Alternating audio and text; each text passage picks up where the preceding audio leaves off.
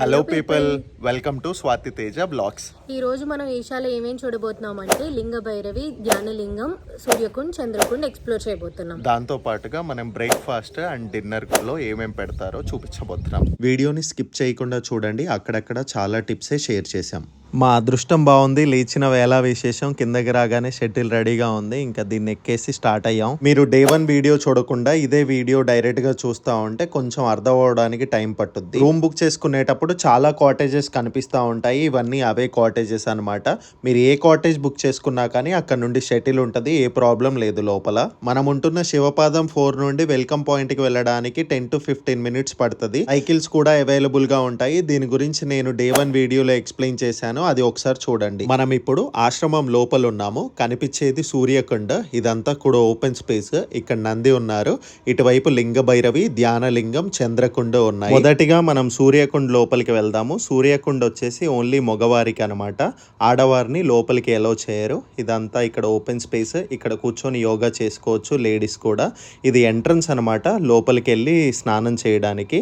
అక్కడ 20 రూపీస్ ఇచ్చి టికెట్ తీసుకోవాలి. దాన్ని తీసుకుంటే మనకు ఒక టవల్ ఇస్తారు, ఆ టవల్ కట్టుకొని ఈ వాటర్లోకి వెళ్ళాలి. స్టెప్స్ పైన వెళ్ళిన తర్వాత మనకు అక్కడ 3 శివలింగాలు ఉంటాయి. ఆ వాటర్లో ఒకసారి డిప్ చేసుకొని బయటకు వచ్చేసి ప్రశాంతంగా ఇక్కడ కూర్చొని కొద్దిసేపు యోగా చేసుకోవచ్చు. వీళ్ళందరినీ చూసిన తర్వాత మాకు కూడా మోటివేషన్ అనిపించింది, మేము కూడా కొద్దిసేపు కూర్చున్నాము. ఆ తర్వాత ఇక్కడ కూర్చొని ఈ వ్యూస్ని చాలా బాగా ఎంజాయ్ చేసాము. చాలా మంది యోగా చేసిన తర్వాత ఇక్కడ కూర్చొని ఈ వ్యూని ఎంజాయ్ చేయడానికే ఉంటారు. మనం ఇక్కడ నుండి చంద్రకుండ దగ్గరకు వచ్చేసాము. ఇది ఓన్లీ లేడీస్కి ఎలో చేస్తారు లోపలికి. లేడీస్ వాటర్ లో డిప్ అవుతా ఉంటారు ఇక్కడ. దీని పక్కనే లింగ భైరవి టెంపుల్ ఉంది. ఇక్కడ చూసారంటే ఈ షాపుల్లో పువ్వులు, ఆ సామాన్లు, పూజ సామాన్లు అమ్ముతారు. అవి తీసుకొని వెళ్ళి లోపలికి పూజ చేయించుకునే వాళ్ళు చేయించుకోవచ్చు. చెట్టుకి పసుపు కొమ్ము కట్టేది కూడా ఇక్కడే ఉంటది. ఆ తర్వాత బయటకు వచ్చిన తర్వాత ప్రసాదాలు ఇక్కడ అమ్ముతా ఉంటారు. వాటిని మనం తీసుకొని ప్రసాదాలు సేవించిన తర్వాత ఆ పక్కనే ఉన్న మెడిటేషన్ గ్లోబ్స్ కి వెళ్ళొచ్చు. ఇక్కడ ఎవ్రీ 15 మినిట్స్ కి మెడిటేషన్ ఉంటది. అక్కడ నుండి మనం మెడిటేషన్ గ్లోబ్ లో ఉండే ధ్యానలింగం దగ్గరికి వెళ్తాము. అక్కడ పిన్ డ్రాప్ సైలెంట్ గా ఉంటది, మొబైల్ ఫోన్స్ అలౌ చేయరు. నచ్చినంతసేపు అక్కడ కూర్చొని ధ్యానం చేసుకొని బయటికి రావచ్చు, చాలా ప్రశాంతంగా ఉంటది. ఇప్పుడే అన్ని దర్శనాలు అయిపోయినాయి. ఇప్పుడు మేము బ్రంచ్కి వెళ్తున్నాం. బ్రంచ్ ఇంకొక 5 మినిట్స్లో సెకండ్ బ్యాచ్ క్లోజ్ అవుతుందంట. మేము స్పీడ్గా నడుస్తున్నాం. రీచ్ అవుతామో లేదో తెలీదు. ఇక్కడ నుండి ఆల్మోస్ట్ ఒక 800 మీటర్స్ అయినా ఉంటుంది. వీళ్ళందరూ కూడా బ్రంచ్కే వెళ్తా ఉన్నారు. టైమింగ్ చాలా స్ట్రిక్ట్. ఇవన్నీ డీటెయిల్స్ మీకు డిస్క్రిప్షన్లో ఇస్తాను. బ్రంచ్ అంటే ఏం లేదండి, బ్రేక్ఫాస్ట్ 8 గంటలకు తినేది 11 గంటలకు తినడాన్నే బ్రంచ్ అంటారు. ఆల్మోస్ట్ క్లోజింగ్ టైమ్, రన్నింగ్ చేస్తూ ఉన్నారు. లాస్ట్ 1 మినిట్ లెఫ్ట్, వెళ్తున్నాం, రీచ్ అవుతాం. మొత్తానికి వచ్చేసామండి. ఇదే భిక్ష హాల్. ఇక్కడే మనకి ఫ్రీ ఫుడ్ ఇస్తూ ఉంటారు. బ్యాచ్ల వైజ్ గా కనిపించే గేట్లే క్లోజ్ చేస్తూ ఉంటారు. అందరినీ ఇలా కింద కూర్చోపెట్టి వాళ్ళు సర్వ్ చేస్తూ ఉంటారు. కూర్చోలేని వారి కోసం టేబుల్స్ ఉన్నాయి. మనం వద్దనే వరకు మన ప్లేట్ లో పెడతానే ఉంటారు. సో అన్లిమిటెడ్ ఫుడ్, చాలా బాగుంది. శాకాహారి ఆహారం. మనం తిన్న తర్వాత ప్లేట్లు మనమే కడిగేసి ర్యాకుల్లో సర్దేసి వెళ్ళాలి. బ్రంచ్ చాలా బాగుండేసరికి తెలియకుండానే ఎక్కువ తినేసాం. కాసేపు రెస్ట్ తీసుకుందాం అని చెప్పి షటిల్ ఎక్కి రూమ్కి వెళ్తున్నాం. ఇప్పుడు మీకు వీడియోలో కనిపిస్తుంది ఒక కిరాణా స్టోర్. ఈశాలో లాంగ్ టర్మ్ స్టే చేసే వాళ్ళకి అక్కడ వస్తువులన్నీ దొరుకుతాయి. ఫైనల్లీ రూమ్కి అయితే వచ్చేసాం. ఒక 2 అవర్స్ ఇప్పుడు ఫుల్గా స్లీప్ వేయాలి. ఆ మాత్రం స్లీప్ లేకపోతే ఈవినింగ్ అంతా తిరగడం కష్టమే. ఇంకా ఈశాలో తిరిగేవి చాలానే ఉన్నాయని సగం నిద్రలో లేచి షటిల్ ఎక్కి మళ్ళీ వచ్చేసాం. మీరు డే 1 వీడియోలో చూసిన క్యాఫ్టేరియా వేరు, ఇది వేరు. ఇంకొక క్యాఫ్టేరియా కూడా ఉంది, దాన్ని కూడా చూపిస్తాను మీకు. ఈ లోపల ఈ మెన్యూ చూడండి. ఇక్కడ ఈవినింగ్ మెన్యూ అనమాట. ఈ 3 క్యాఫ్టేరియాల్లో కూడా మెన్యూ సేమ్గానే ఉంటుంది, టేస్ట్ కూడా సేమ్గానే ఉంటుంది. ఈ లోపలనే స్వాతి వెళ్ళి కాఫీ తీసుకొచ్చేసింది. కాఫీ తాగేసి పక్కనే ఉన్న ఇషా లైఫ్ స్టైల్ స్టోర్కి వెళ్ళాము. అక్కడ కార్లో పెట్టుకునే చిన్న ఆదియోగి స్టాచ్యూస్, ధూప్ స్టిక్స్, బట్టలు, టీషర్ట్లు, ఇంకా అన్నీ ఒక్కటని కాదు చాలా అవసరమైన వస్తువులన్నీ వాళ్ళు అమ్ముతూ ఉన్నారు. ఆర్గానిక్ అని చెప్తా ఉన్నారు. ప్రైజెస్ కూడా కొంచెం మోడరేట్గా ఉన్నాయి, మరీ రీజనబుల్గా లేవు, మరీ హైగా కూడా లేవు. క్వాలిటీ అయితే చాలా బాగున్నాయి. ఇక్కడ టవళ్ళు కానివ్వండి, దుప్పట్లు కానివ్వండి చాలా బాగున్నాయి. రాగి ఐటెంలు కూడా ఉన్నాయి. గిన్నెలు, తెప్పాళ్ళు, బాటిళ్ళు, గ్లాసులు ఇవన్నీ కూడా ఉన్నాయి. ఇంకా కడియాలు ఉన్నాయి, ఉంగరాలు ఉన్నాయి, రుద్రాక్షలు ఉన్నాయి. వీటన్నిటిని కూడా ట్రై చేయొచ్చు. రీజనబుల్ ప్రైజెస్ లాగానే అనిపించాయి. ఇక్కడ చూసిన అన్నట్లోని నాకు జ్యువెలరీ ఐటమ్స్ చాలా యూనిక్గా అనిపించినాయి. హ్యాండ్ క్రాఫ్టెడ్ కూడా ఇక్కడ. సో నేను కొన్ని ఇయర్ రింగ్ కలెక్షన్స్ చూశాను. చాలా యూనిక్ డిజైన్స్తో ఉండేసరికి నేను ఒక 2-3 పేర్స్ తీసుకున్నాను. ఎఫర్డబుల్ రేంజ్ కాబట్టి మీరు కూడా ట్రై చేయొచ్చు. ఇది ఇషా లోపల బయట వాళ్ళు పెట్టుకున్న ఫుడ్ కోర్ట్. ప్రైజెస్ చూడండి చాలా రీజనబుల్గా ఉన్నాయి.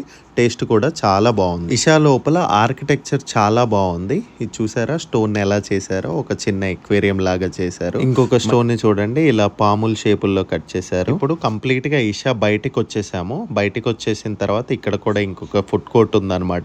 ఇదంతా బయట స్వీట్ సెషన్ ఉంది. ఆ తర్వాత లోపల టిఫిన్స్, డిన్నర్, లంచ్ ఇవన్నీ కూడా దొరుకుతాయి.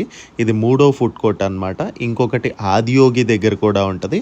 అది ఫస్ట్ వీడియోలో చూపించాము. ఎలాగూ బయటకు వచ్చేసాం కదా అని చెప్పేసి పార్క్ చేసిన బండిని తీసుకున్నాము. బండిని తీసుకొని మీకు ఇలా ఎంట్రన్స్ చూపించలేదు అని చెప్పేసి ఇదంతా చూపిద్దామనేసి అనుకొని మళ్ళీ వచ్చామన్నమాట. ఇది ఇలా వచ్చినప్పుడు మెయిన్ ఎంట్రన్స్. ఇక్కడ నుండి లోపలికి ఎంటర్ అవ్వగానే ఆదియోగి స్టాచ్యూ ఫస్ట్ చూస్తాము. ఇదంతా చాలా ఓపెన్ స్పేస్, చుట్టూ చెట్లు ఉంటాయి. మనం కంటిన్యూస్గా ఇలా ఆల్మోస్ట్ ఒక 500 మీటర్స్ ఉంటుంది అనుకుంటా. ఇలానే వెళ్తూ ఉండాలి. చుట్టుపక్కల చాలా చెట్లు ఉంటాయి. సెక్యూరిటీ చాలా టైట్గా ఉంటుంది. ఇవన్నీ కూడా టూరిస్ట్ వ్యాన్లు అవన్నీ పెట్టుకోవడానికి చాలా పెద్ద పార్కింగ్ ప్లేస్ ఉంది.